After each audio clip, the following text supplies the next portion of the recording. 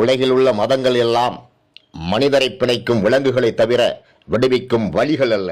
மனிதர்கள் மதத்தை விட்டு வெளியேறாத வரை உண்மையான சுதந்திரத்தை உணர முடியாது. கடவுள், மோட்சம், நரகம் என்பவை வெறும் மனித கற்பனைகளே. இவை பாமர மக்களை அடிமைப்படுத்தி வைப்பதற்காக உருவாக்கப்பட்ட சூழ்ச்சிகள். அறிவியல் வளராத நாட்டில் மூடநம்பிக்கை செழித்து வளரும். மக்கள் தங்கள் கஷ்டங்களுக்கு விதியை காரணம் காட்டாமல் அறிவியலை கொண்டு இயற்கையை வெல்ல பழக வேண்டும். செல்வம் ஒரு சிலரிடம் குவிந்து கிடப்பதும் உழைக்கும் மக்கள் வறுமையில் வாடுவதும் இயற்கை நீதி அல்ல.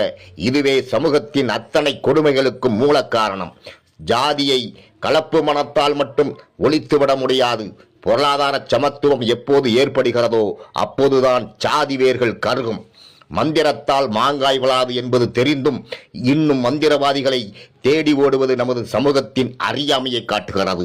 இதை சட்டத்தால் ஒடுக்க வேண்டும். தீண்டாமை என்பது ஒரு சமூக கொடுமை மட்டுமல்ல, அது ஒரு பொருளாதார ஒடுக்குமுறை. உழைக்கும் மக்களை பிரித்து வைத்தால்தான் சுரண்டல் எளிதாகும் என்பதே சாதியத்தின் பின்னணி. பொதுவுடைமை சமூகத்தில்தான்